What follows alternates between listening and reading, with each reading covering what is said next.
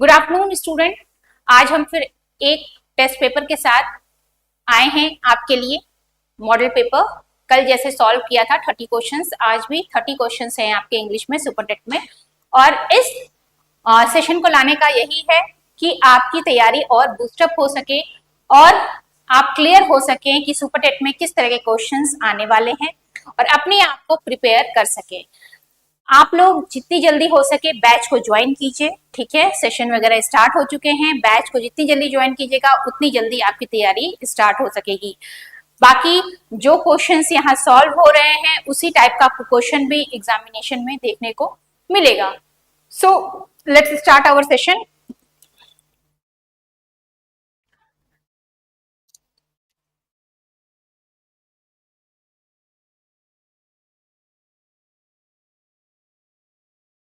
कल हम लोग कुछ पार्ट्स ऑफ स्पीच, कुछ कॉम्प्रिहेंशन के क्वेश्चंस को सॉल्व किया था। आज हम लोग उसी सेशन में कुछ और क्वेश्चंस देखेंगे। जैसे पहला क्वेश्चन जो है आपका जेंडर से रिलेटेड है। क्वेश्चन क्या कह रहा है, ध्यान दीजिएगा।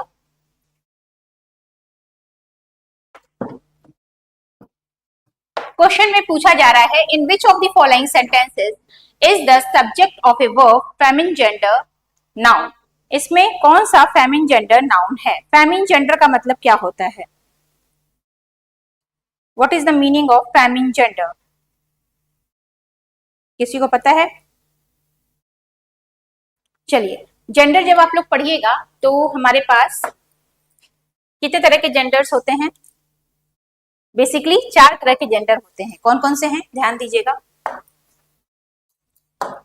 फर्स्ट जो है आपका मस्कुलिन, ओके। सेकंड जो है आपका फेमिनिन,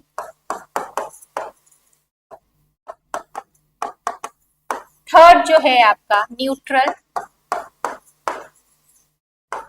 और जो फोर्थ है वो आपका कॉमन, ओके। ये बेसिकली 4 तरह के जेंडर ही ग्रामर में होते हैं, ठीक है। मस्कुलिन, फेमिनिन, न्यूट्रल और कॉमन, ये 4 तरह के जेंडर आपको देखने को मिलेंगे, ओके। जो मस्कुलिन होता है वो मेल ग्रुप को पूरे रिप्रेजेंट करता है, ठीक है, वो मस्कुलिन जेंडर में आता है। फेमिनाइन किस में आता है आपका? फीमेल ग्रुप को रिप्रेजेंट करता है। न्यूट्रल जो है वो कहाँ होता है आपका? जो आपका दोनों में समान हो। कॉमन भी आपका न्यूट्रल में जो नॉन लिविंग थिंग है वो आएंगे, और कॉमन जेंडर में जो दोनों में समान होंगे, फेमिन और मस्कुलिन और न्यूट्रल, तीनों में जब जो समान होंगे वो हम कॉमन में लेंगे। चलिए आगे बढ़ते हैं, अपने क्वेश्चंस पे आते हैं। क्वेश्चन क्या कह रहा है?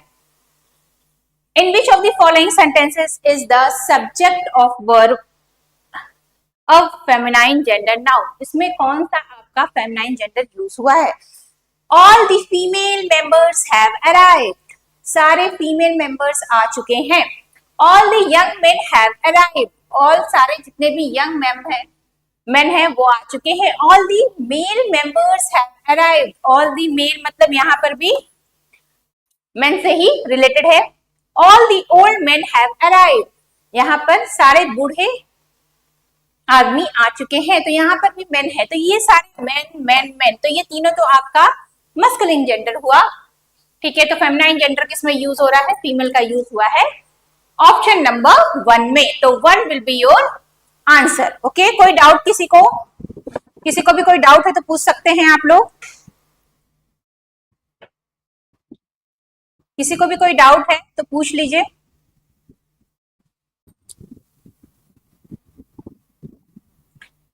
चलिए नेक्स्ट क्वेश्चन देखते हैं किससे है आपका।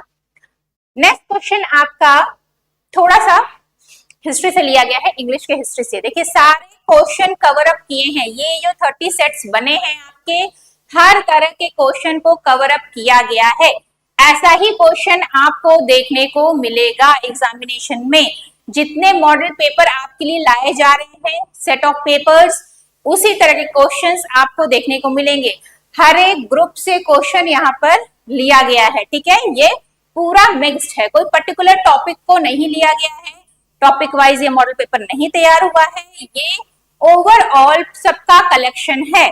तो देख लीजिए क्वेश्चंस किस स्टैंडर्ड के हैं। अगर आपने तैयारी नहीं शुरू की है, तैयारी जल्दी से जल्दी शुरू कीजिए, हमारे बैच को लीजिए और उसके बाद आप अपनी तैयारी में और चार चांद लगाइए। नहीं तो अगर आप बैठे रहेंगे, सिर्फ देखते रहेंगे, वैकेंसी का इंतजार करेंगे, तो वो पॉसिबल नहीं है। वैकेंसी तो आनी ही है, ये तो है ही। आपका थोड़े छोटे छोटे चेंजेस देखने को मिलेंगे।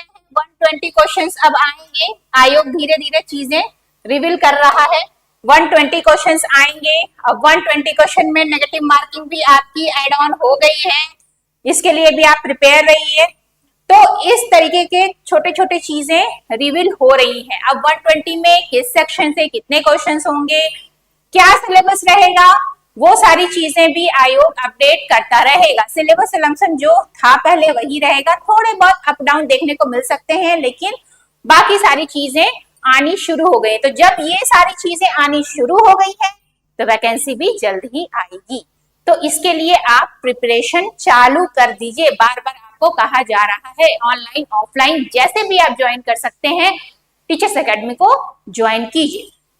चलिए, ये क्वेश्चन आपका थोड़ा सा इंग्लिश के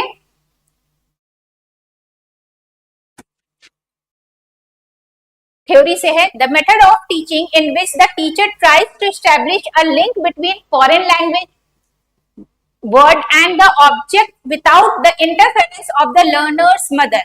फॉरेन लैंग्वेज और लर्नर जो लर्न कर रहा है उसके मदर टंग से जब रिलेट होता है तो ऐसे मेथड को क्या कहा जाता है इंग्लिश में? Direct method, bilingual method, structural method, grammar translation method. ऐसे क्वेश्चन सीटेट में देखने को मिलते हैं, लेकिन सुपर टेट में भी आपको देखने को मिल सकता है। तो इससे आप भाग नहीं सकते हैं। समझ में आया? हर तरह की क्वेश्चंस को आपको सॉल्व करना है। चलिए, तो ऐसे मेथड को डायरेक्ट मेथड कहा जाता है। क्या कहा जाता है? Direct method. Come to the next. If you are testing your students, अगर आप अपने स्टूडेंट को टेस्ट कर रहे हैं, अगेन एक थ्योरी से क्वेश्चन है आपके इंग्लिश के। If you are testing your student comprehension of written English, you are testing their understanding of what they have just. अगर आप स्टूडेंट को टेस्ट कर रहे हैं, ठीक है, कॉम्प्रिहेंशन रीड करवा के, ओके, इंग्लिश के रिटन कॉम्प्रिहेंशन से यू आर टेस्टिंग। अगर कॉम्प्रिहेंशन वो कोई स्टूडेंट रिटन कॉम्प्रिहेंशन को रीड कर रहा है तो you are testing their understanding of what they have read. अगर वो क्या पढ़ा है उस कॉम्प्रिहेंशन में। कॉम्प्रिहेंशन क्या होता है? पैराग्राफ होता है, ठीक है। अगर उस पैराग्राफ को कोई लिखा हुआ पैराग्राफ को एक्सप्लेन कर रहा है तो वो क्या कर रहा है? वो रीड कर रहा है। उसकी रीडिंग स्किल आप क्या कहते हैं? टेस्ट कर रहे हैं यहाँ पर, ठीक है। चलिए नेक्स्ट देखिए question, choose the correct sentence. हाँ, आप देखिए ग्रामेटिकली कौन सा सेंटेंस करेक्ट है, इस तरीके का भी क्वेश्चन आ सकता है। जैसे कि एरर वाले क्वेश्चन आपने देखे होंगे कि एरर डिटेक्ट कीजिए, तो आप एरर डिटेक्ट करने के बाद करेक्ट कौन सा है ये भी चार ऑप्शन में से आपको पूछा जा सकता है। तो हर तरीके के क्वेश्चन के लिए आपको प्रिपेयर रहना पड़ेगा, क्योंकि इस बार आयोग एग्जाम ले रहा है और आयोग कुछ भी ट्विस्ट कर सकता है क्वेश्चंस में। तो हर एक ग्रामर का जो भी सिलेबस है उस पे आपको कमांड बनानी पड़ेगी। Okay, let's come to the question. Question क्या पूछ रहा है? Choose the correct sentence. Please listen to your teacher. Please listen to your teacher. Please listen towards your teacher, या फिर प्लीज लिसन योर टीचर, या फिर please listen of your teacher. Which will be the correct sentence grammatically? चलिए ध्यान दीजिएगा। पहला जो sentence है please listen to your teacher, ये साउंड सही कर रहा है और ग्रामेटिकली भी सही लग रहा है। आगे बढ़ते हैं और भी चेक कर लेते हैं, फिर उस पे फाइनल डिसीजन पे हम आएंगे। Please listen towards your teacher. Towards your teacher, towards कहां पर यूज होता है? ये प्रीपोजिशन जब हम किसी के तरफ क्या होते हैं? बहुत ज्यादा करीब होते हैं, ठीक है। Please listen your teacher, please listen your teacher, यहां पर आपका प्रीपोजिशन मिस है। Please listen of your teacher, listen of, listen के साथ ऑफ का प्रीपोजिशन का यूज नहीं होता है, ठीक है। तो ये तीनों ग्रामेटिकली रॉन्ग है। तो सही क्या है? ये please listen to your teacher. देखिए प्रीपोजिशन में भी कहीं कहीं टू लगता है, कहीं फॉर लगता है। हर एक वर्ड के साथ अलग अलग प्रीपोजिशन का यूज होता है। तो इसका भी एक रूल है, वो आपको डिटेल सेशन में, पेड सेशन में बताया जाएगा कि इसके साथ कौन सी प्रीपोजिशन लगती है। ओके, चलिए कम टू द नेक्स्ट, आगे बढ़ा जाए। Find out the correct sentences. देखिए अगेन एक करेक्ट सेंटेंस के बारे में पूछा जा रहा है, इसमें आपका कौन सा सेंटेंस करेक्ट है। चलिए, आई don't believe him, I don't believe him एक ही सेंटेंस है, कई तरीके से लिखा गया है, और ग्रामेटिकली कौन सा करेक्ट है बताइए। आई don't believe him, both of the above, ये जो ऑप्शन है वो थर्ड में होना चाहिए था, सेकंड में है। उसकी मीनिंग यही है कि आपका इन दोनों में से दोनों सही है, या एक सही है, या फिर कोई भी सही नहीं है। ठीक है, ये आपको ध्यान देना। तो चलिए, I am not believing him, I am not believing him, I am not believing him is correct, और I don't believe him is correct. बताइए, जितने लोग देख रहे हैं आंसर दीजिए। नॉट बिलीविंग हिम, ये आपका रॉन्ग है। ठीक है, आई am not believing him, I don't believe him will be correct one. Okay, तो इसमें एक ही आपका करेक्ट है, दोनों करेक्ट नहीं है। Come to the next, point out the sentence which is in past perfect tense. Past perfect tense में कौन सा सेंटेंस है। देखिए ऐसे क्वेश्चंस भी आपके टेंस से पूछे जा सकते हैं। आपको टेंस में हर एक तो टेंस का आपको एग्जाम्पल आना जरूरी है। एग्जाम्पल में इन द सेंस की टेंस कितने तरह के होते हैं। टेंस की अगर बात की जाए तो टेंस बेसिकली तो आपके तीन तरह के होते हैं, प्रेजेंट, ओके, पास्ट और फ्यूचर। ठीक है, तीन तरह के आपके टेंस होते हैं, लेकिन इसमें भी आपके सब टॉपिक्स होते हैं। जैसे पहला होता है सिंपल प्रेजेंट, ठीक है, सिंपल पास्ट, ओके, और सिंपल फ्यूचर। फिर क्या आता है, प्रेजेंट कंटिन्यूअस, ठीक है, कंटिन्यूअस होता है, प्रेजेंट कंटिन्यूअस, पास्ट कंटिन्यूअस। मैंने डेमो सेशन लिया है टेंस का, ठीक है, सुपर टेट के लिए, पहली क्लास, वो आप जाके देखिए, उसमें आपका डिटेल में इसे समझाया गया है। Continuous, future continuous, okay. Next जो है आपका present perfect, okay, past perfect और फ्यूचर परफेक्ट, ठीक है।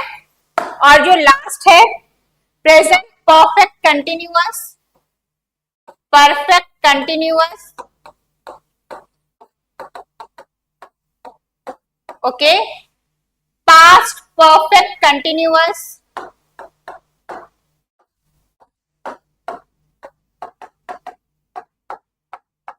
और फ्यूचर परफेक्ट कंटिन्यूअस, ओके। ये 12 तरह के टेंस को आपको ग्रामर में पढ़ना है, और सबके एग्जाम्पल्स भी देखने हैं कि कैसे कैसे आपके डिफरेंसेस हैं। तो ये 12 टाइप्स ऑफ टेंसेस आपको पढ़ने हैं, ओके। तो इसी में से ये पूछा जा रहा है कि ये किस तरीके का टेंस है, कौन सा सेंटेंस का एग्जाम्पल है past perfect tense. Past perfect tense, he studied many hours every day. We were listening to the radio all evening. I had written my letter before he arrived. It was getting darker. तो past perfect में हमेशा had लगता है, ठीक है। तो had का use यहां पर हुआ है, तो this answer will be correct, okay. Then this answer will be correct. Come to the next, ठीक है। next क्वेश्चन पे आते हैं। Fill up with the correct article. Correct article के साथ हमें फिल करना है। Neil Armstrong was dash first man to walk on dash moon. बताइए, ऑप्शन दिया हुआ है ए, द एंड अ। बताइए, फटाफट बताइए।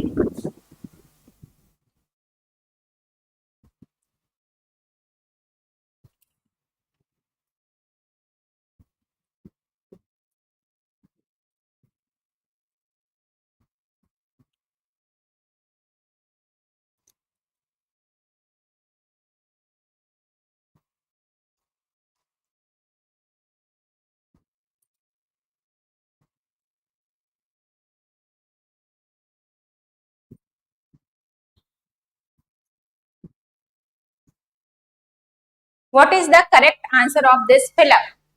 Tell the correct answer. Good, good. Answer आ रहा है.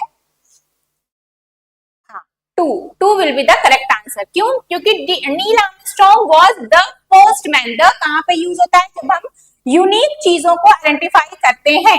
तो and man to walk on the moon. ठीक है? तो यहाँ पर आपका सेकेंड ऑप्शन करेक्ट होगा. Good. Come to the next. Fill in the blanks with the sentence. The teacher has been teaching for dash hour. इसका आंसर बताइए. Neil Armstrong. The teacher has been teaching for dash hour. What will be the correct answer of this? Tell the correct answer of this. A, 2 and या फिर 3. जितने लोग देख रहे हैं answer बताइए इसका.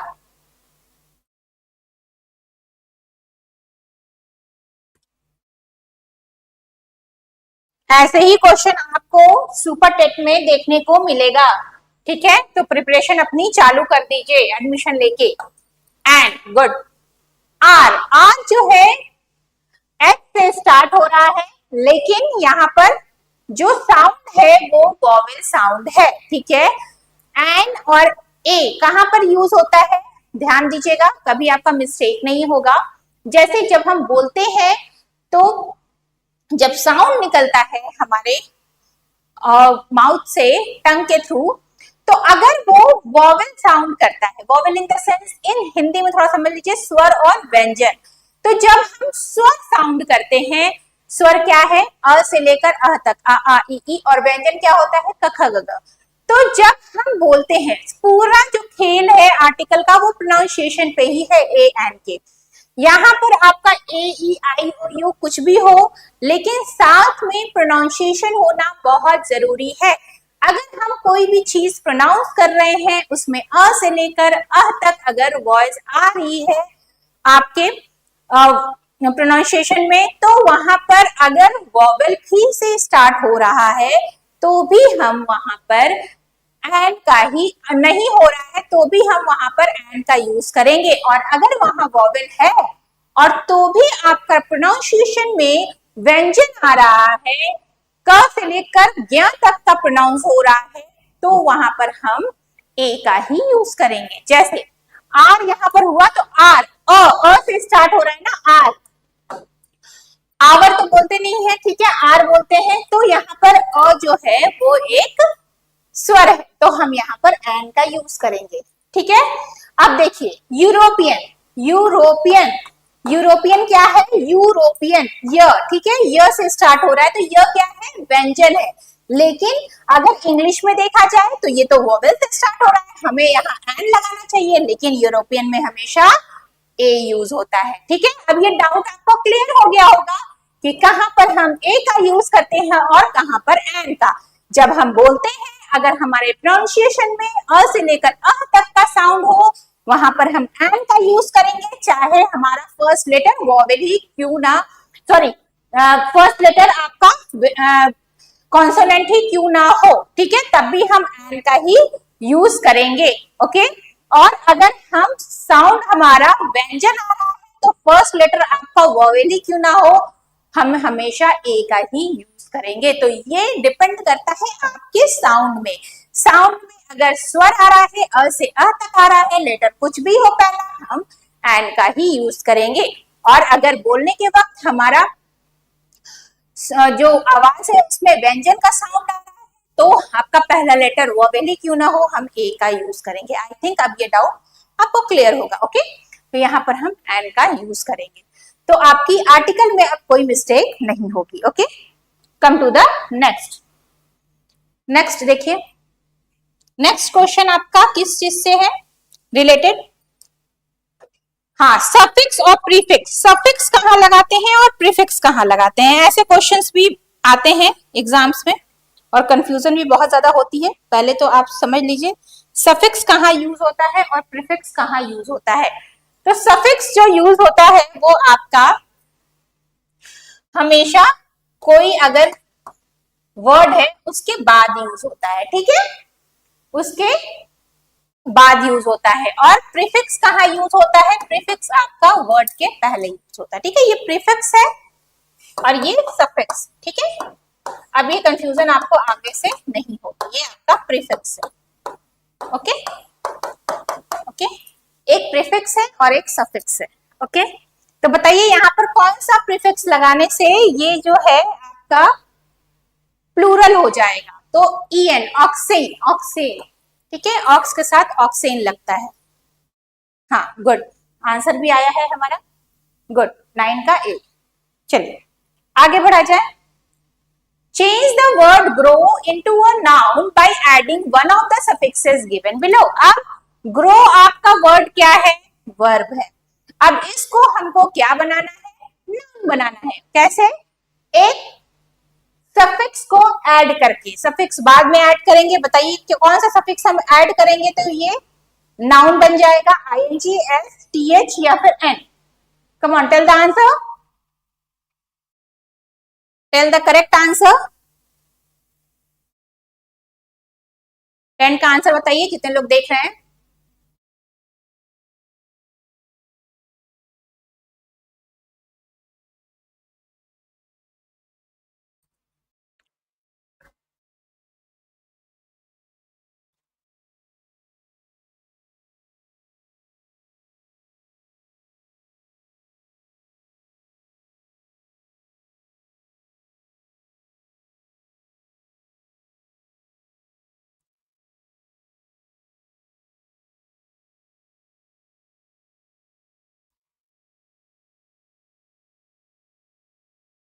th, ठीक है, ग्रोथ, ग्रोथ, GROWTH, ग्रोथ आपका क्या होगा? ये एक नाउन हो जाएगा, ओके। चलिए आगे बढ़ा जाए, come to the next question. देखिए अगला क्वेश्चन आपका किससे है? कॉम्प्रिहेंसिव से रिलेटेड है। कॉम्प्रिहेंसिव पढ़ा जाए, क्या कह रहा है देखिए। सारे सेट ऑफ पेपर्स आपके लिए लाए गए हैं, प्रैक्टिस कीजिए और सुपरटेक में अपने लिए एक सीट बुक कीजिए। जो लोग तैयारी अभी भी स्टार्ट नहीं किए हैं, आप बैच को ज्वाइन कीजिए जितनी जल्दी हो सके, ऑनलाइन ऑफलाइन, तभी आपका बूस्टअप होगा सुपरटेट की तैयारी। नहीं तो बैठे रह जाइएगा और आपकी वैकेंसी ऐसे ही निकल जाएगी। ये वैकेंसी बहुत दिनों के बाद देखने को मिली है, ठीक है। तो इस अपॉर्चुनिटी को आप छोड़िए नहीं, और फिर कब मिलेगी कोई नहीं जानता है। इसलिए जितनी जल्दी हो सके बैच को ज्वाइन कीजिए और अपनी तैयारी को स्टार्ट कीजिए। वैकेंसी आने के बाद तैयारी नहीं होती है, पहले से जो लगे रहेंगे उन्हीं को सीट मिलेगी, ठीक है। नहीं तो फिर आप आने वाले दिनों में देखते ही रह जाइएगा और दूसरे लोग सीट लेके चले जाएंगे। चलिए आगे बढ़ते हैं। To forgive an injury is often considered to be a sign of weakness. Forgive an injury, किसी इंजरी को forgive करना एक sign of weakness है। It is really a sign of strength. Strength का भी ये sign हो सकता है। It is easy to allow oneself to be carried away by resentment and hate into an act of vengeance, but it takes a strong character to restrain those natural passion. यहाँ पे ये कह रहा है कि अगर किसी इंजरी से हमें, अगर कोई इंजरी हमें कर गया, मतलब कोई हमें कोई तकलीफ दिया, तो उससे उभरना और अपने आप को मजबूत बनाए रखना एक साइन ऑफ वीकनेस नहीं है, ठीक है। But it takes a strong character to restrain those natural passion. हमें लगता है कोई हमारे साथ गलत किया तो हम उसका बदला लेंगे, ठीक है।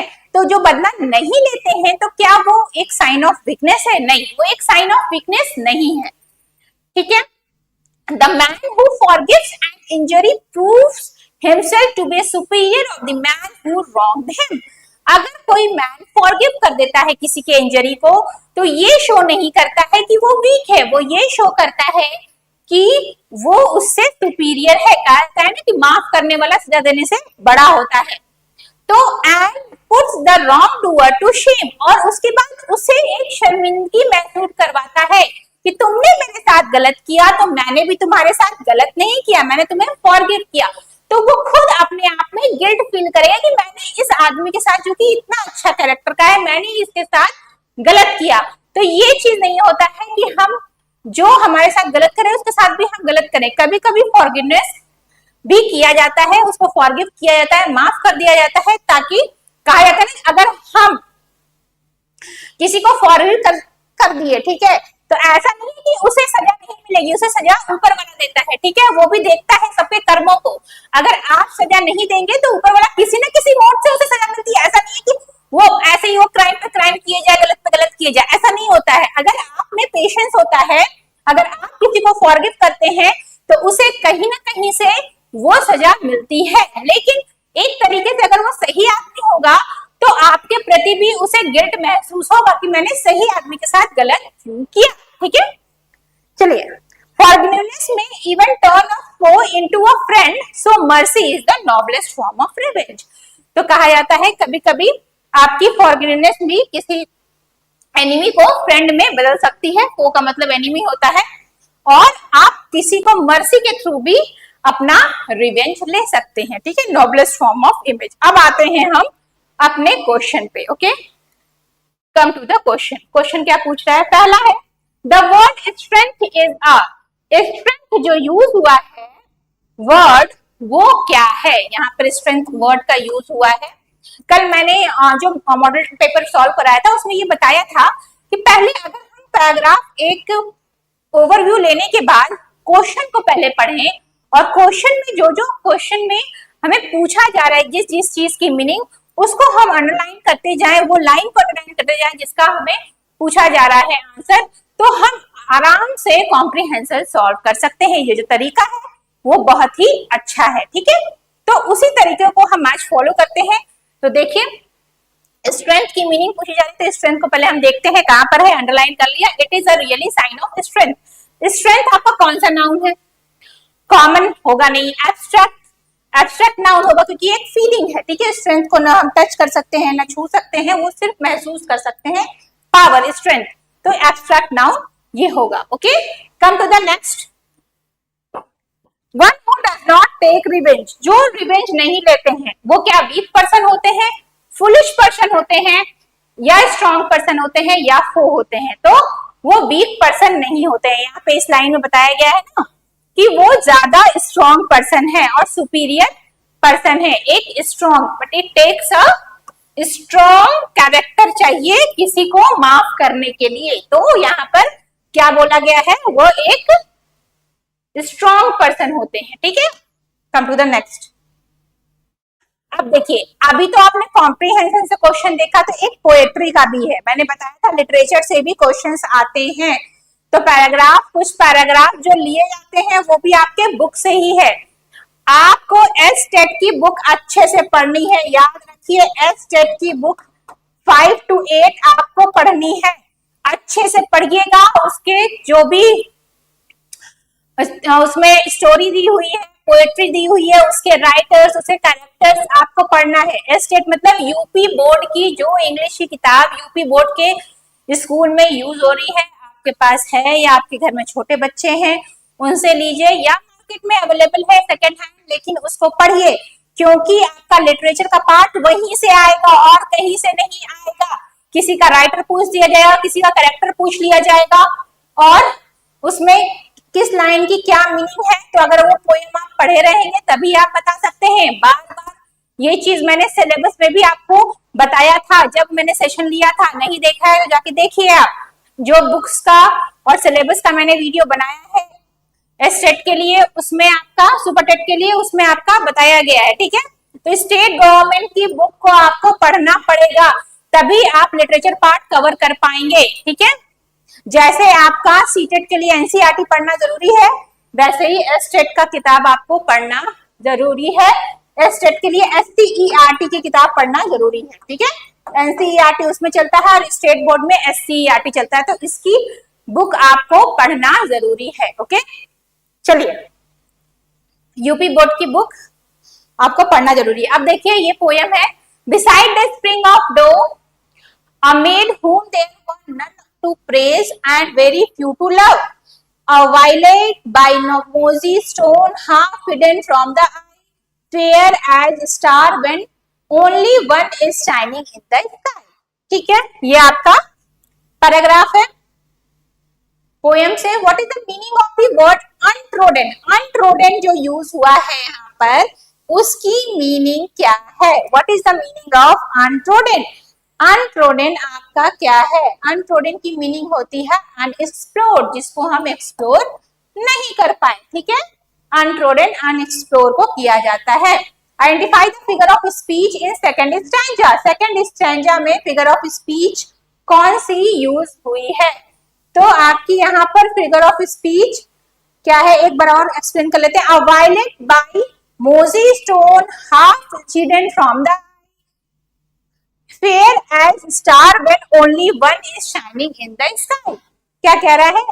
अ वायलेट मोजी स्टोन है, हाफ वो छुपा हुआ है एक आई से, और वो इतना फेयर है जैसे एक स्टार शाइन कर रहा है स्काई में। ओके, चलिए तो बताइए यहां पर कौन सा आपका सेकेंड स्टैंजा में यूज हुआ है फिगर ऑफ स्पीच? तो कौन सा फिगर ऑफ स्पीच आपका यूज हुआ है?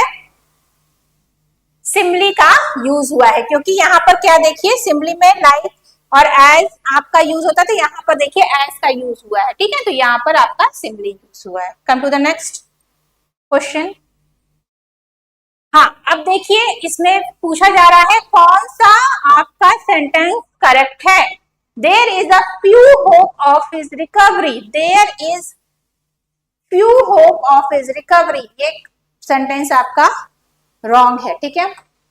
He showed few concern for his nephew, ये फ्यू कंसर्न फ्यू होप ये आपका रॉन्ग यूज हुआ है फ्यू का, ठीक है। He showed little mercy to the vanquished, तो ये आपका करेक्ट सेंटेंस है। तो C will be your correct sentence. Okay,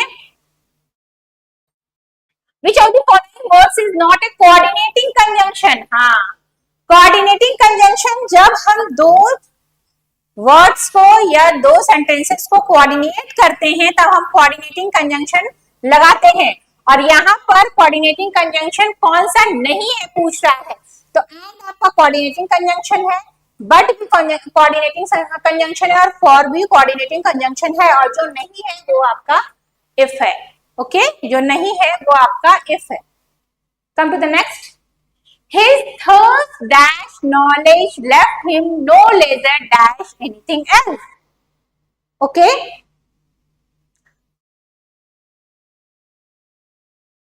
His thirst for knowledge, ठीक है, will be correct here.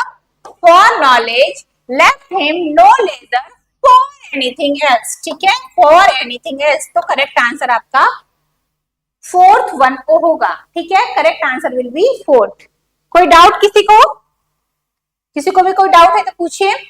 The word fast, यहाँ पर जो फास्ट वर्ड यूज हुआ है वो क्या है? कंजंक्शन है, एडवर्ब है, नाउन है या फिर एडजेक्टिव है? तो हमेशा जो कंजंक्शन होगा वो तो दो चीजों को जोड़ेगा, ठीक है, पार्ट्स ऑफ स्पीच। तो यहाँ पर जोड़ने वाले तो कोई केस है नहीं। एडवर्ब कुछ ऐड करता है वर्ब में, वर्ब की और विशेषता बताता है, ठीक है। तो यहाँ पर ऐसा भी कुछ नहीं है कि वर्ड के साथ वर्ब के साथ ये एड ऑन हो रहा है। नाउन होगा नहीं फास्ट, तो क्या होगा? एडजेक्टिव होगा। एडजेक्टिव क्या होता है? जो नाउन की क्वालिटी बताता है। तो यहाँ पे नाउन क्या है? राइटर है, उसकी क्वालिटी फास्ट बता रहा है कि वह एक फास्ट राइटर है, जल्दी लिखने वाला राइटर है। Okay, come to the next. Which of the following is not a simple sentence? इसमें कौन सा सिंपल सेंटेंस नहीं है? Okay, I have a very costly book in my house, ये सिंपल है, ठीक है, एक बार में सारी चीजें एक्सप्लेन कर दी है। She does not know good she does not know good marks होगा यहाँ पर, ठीक है। ये भी आपका सिंपल सेंटेंस है। He is a man of great knowledge, ये भी आपका सिंपल ही सेंटेंस है। तो she reads what she likes, ये आपका क्लॉज वाला है, तो ये आपका सिंपल सेंटेंस नहीं होगा, ठीक है। चलिए, इसकी डिटेल आपको पढ़नी है क्योंकि टाइप्स ऑफ सेंटेंसेस आपके आएंगे, ये कोर्स में भी है, तो आप पेड ग्रुप को ज्वाइन कीजिए, ठीक है, और इंग्लिश को और डिटेल में पढ़िए, क्योंकि कोई भी सेक्शन अभी आपका छोड़ने लायक नहीं है सुपर टेट में। जैसे कि यूपी टेट में था ना कि इंग्लिश ऑप्शन में रखते हैं, इंग्लिश छोड़ देते हैं, इंग्लिश में बहुत ज्यादा काम करना पड़ेगा, तो अभी आप रिस्क नहीं ले सकते हैं। मेरिट आप देख ही रहे हैं, टेट जो भी अभी तक हुआ है, टेट का तो अभी रिजल्ट आया नहीं है, लेकिन आपका टीजीटी पीजीटी जो भी हुआ है कितनी हाई मेरिट गई है। तो पढ़ने वाले बच्चे अभी से लगे हुए हैं और तैयारी कर रहे हैं, जहां से उन्हें नोट्स मिल रहा है, जहां से उसको मटेरियल मिल रहा है वो पढ़ रहे हैं। तो आप लोग भी लग जाइए, बैच से ज्वाइन कीजिए और जल्दी से जल्दी अपनी तैयारी बूस्ट अप कीजिए, नहीं तो फिर आप भी फंस जाएंगे, ठीक है, और वैकेंसी निकल जाएगी और फिर कब देखने को मिलेगा नहीं पता। He will be playing the piano in the correct concerned day after tomorrow.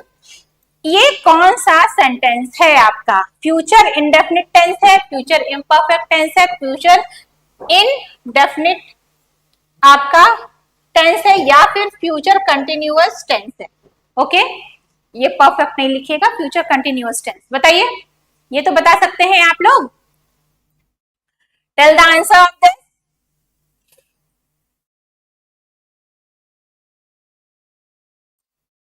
Tell the correct answer of this.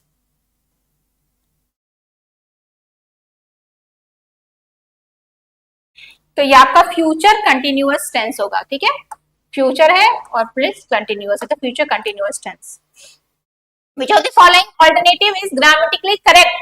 Correct incorrect इस बार के सेशन में ज्यादा है, ठीक है। All these men are gentle, तो men के साथ these लगेगा क्योंकि अब प्लूरल फॉर्म है, और are, this is the correct one.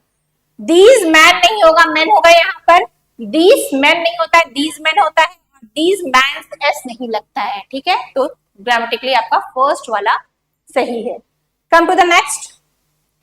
Fill in the blanks with appropriate preposition. Appropriate preposition लगाइए। He came to me at midnight, ठीक है, at यूज होगा क्योंकि एग्जैक्ट पोजीशन मैंने शॉर्ट्स पे बताया है कहां पर आपका at का यूज होता है। at और on में डिफरेंस क्या होता है? तो at आपका एग्जैक्ट पोजीशन जहां पर हम पॉइंट आउट करते हैं तो at का यूज करते हैं, और on जब चीजें हम उसके ऊपर रखते हैं, ठीक है। चलिए, come to the next. Which of the following sentence does not have an adjective clause? इसमें से adjective clause किसमें नहीं है? पहला जो सेंटेंस है, the man who is truthful is loved by all. I met him where he lived. I love the man who is truthful. I met him in Prayagraj, which is a holy city. तो which is not used adjective clause in the sentence? किसमें adjective clause का use नहीं हुआ है? तो adjective clause में adjective आपका होगा, ठीक है, जैसे इसमें एडजेक्टिव का यूज हुआ है, इसमें आपका नहीं हुआ है। सेकंड में I met where he lived, इसमें भी आपका एडजेक्टिव का यूज हुआ है, the man who is truthful, उस मैन से मिला जो कि ट्रूथफुल है। Prayagraj which is the holy city, तो second will be your answer. Come to the next. He is junior that's me, he is junior to me. मैंने बताया भी था इससे पहले कि हर एक वर्ड के साथ अलग अलग प्रीपोजिशन जाता है, इसका एक पूरी लिस्ट है। ये जब आप पेड क्लास ज्वाइन कीजिएगा तो आपको पता चलेगा कि जूनियर के साथ, सुपीरियर के साथ, इन सब चीजों के साथ किस चीज का, कौन से प्रीपोजिशन का यूज होता है। तो आंख बंद करके कभी भी प्रीपोजिशन आपका गलत नहीं होगा। तो यहाँ पर he is junior to me, he is junior than me, with me, from me will be wrong. Come to the next. Either he is mad that he faint madness, या तो वो मैड है या फिर वो प्रिटेंड कर रहा है कि वो मैड है, ठीक है, पागल है। तो यहाँ पर आइदर के साथ कौन सा कॉम्बिनेशन जाता है? और का। आइदर के साथ और, आइदर के साथ नॉर, ठीक है, नो सूनर के साथ दैन। ये सारे कॉम्बिनेशंस आपको लर्न करने पड़ेंगे और ये सारी चीजें कॉम्बिनेशन आपको पेड क्लास में बताई जाएंगी। Okay, come to the next. Which of the following sentence is in passive voice? अब ये कौन सा सेंटेंस आपका पैसिव वॉइस में? देखिए, एक्टिव टू पैसिव आपका चेंज करने ही नहीं आएगा, आपका ये भी पूछ लेगा, सेंटेंस का ऑप्शन दिया रहेगा कौन सा सेंटेंस एक्टिव में है, कौन सा पैसिव में है। तो ये आपको पॉइंट आउट करने आना चाहिए। तो जब तक आप रूल नहीं पढ़ेंगे, आपको थोड़ा सा इंट्रो देखना है रूल का, तो आप डेमो क्लास देखिए जो शुरू में मैंने सुपरटेट का डेमो लिया है, उसमें एक्टिव पैसिव का भी मैंने एक क्लास लिया है, उसमें जाके देखिए कि किस तरीके से रूल के अकॉर्डिंग एक्टिव पैसिव देखा जाता है, तो आपको चीजें क्लियर हो जाएंगी। Someone may steal the bicycle, कोई बाइसिकल आपका चुरा सकता है। Some boys were helping the wounded man, the teacher scolded him for being late, my watch was lost. तो my watch was lost is the in passive voice. I lost my voice will be active voice and my watch was lost will be passive voice. Come to the next. Which of the following alternative is the correct passive voice from the following sentence? Do it. Do it का passive voice बनाना है. तो it will be done. It will be done. It is done. Let it be done. इसका answer क्या होगा बताइए? 27 का let it be done. Okay तो ऐसे क्वेश्चंस भी आपको देखने को मिलेंगे. देखने में सिंपल है लेकिन ट्विस्ट के साथ है. Come to the next. Which of the following words is plural? अब इसमें से कौन सा प्लूरल है? देखिए ऐसे क्वेश्चन सिंगुलर प्लूरल देखने में सारे आपके वर्ड्स क्या हैं? सिंगुलर लग रहे हैं लेकिन इसमें से प्लूरल पूछा गया है. ठीक है ये मैंने जो लोग यूपीटेट का पेड क्लास किए होंगे उसमें देखे होंगे. पेड क्लास में मैंने रूल्स बताए हैं नाउन के कुछ गोल्डन रूल्स, प्रोनाउन के कुछ golden rule parts of speech में. उसमें आपको बताया गया कि कुछ वर्ड्स आपके देखने में तो प्लूरल लगते हैं लेकिन उनकी सिंगुलर मीनिंग होती है. कुछ वर्ड्स सिंगुलर लगते हैं लेकिन उनकी प्लूरल मीनिंग होती है. तो इंडेक्स, एनालिसिस, क्राइसिस और criteria. Criteria is your plural word not singular word. ठीक है और ऐसे ही छोटे छोटे ट्रिक्स को सीखना है तो आप सोनी मैम को ज्वाइन कीजिए टीचर्स एकेडमी में. जल्दी से जल्दी अपना एडमिशन लीजिए. ऑनलाइन ऑफलाइन जैसे भी आपको लेना है आप लीजिए और अपनी पढ़ाई स्टार्ट कीजिए. Come to the next. Which of the following nouns is in plural? अब ये देखिए आगे सिंगुलर प्लूरल का हुआ है तो न्यूज सिंगुलर है, इलेक्ट्रॉनिक्स में सिंगुलर है. माउस का जो प्लूरल होता है वो माइस होता है तो माइस इज इन प्लूरल फॉर्म. और बिलियर्ड्स भी आपका सिंगुलर है. He was an orphan lived in his uncle. Orphan कौन सा जेंडर है? अभी जेंडर का डिस्कशन शुरू में भी हुआ था, लास्ट में भी जेंडर पे ही खत्म हो रहा है. तो ऑर्फन आपका होता है जिनके कोई माँ बाप नहीं होते. तो ऑर्फन कुछ भी हो सकता है, मेल फीमेल कोई भी हो सकता है. तो ये कॉमन जेंडर में जाएगा. ओके तो देखा आपने ये 30 क्वेश्चंस अलग अलग आपके टॉपिक से थे. क्वेश्चन का लेवल यही रहेगा और इस लेवल को मेंटेन करने के लिए आपको रेगुलर इंग्लिश की क्लास करनी पड़ेगी. इसके लिए आप टीचर्स एकेडमी को ज्वाइन कीजिए और जल्दी से जल्दी अपनी तैयारी को बूस्ट अप कीजिए. So that's all for today's session. We will meet in the next session. Till then, have a nice day. Take care and all the best for your upcoming examinations.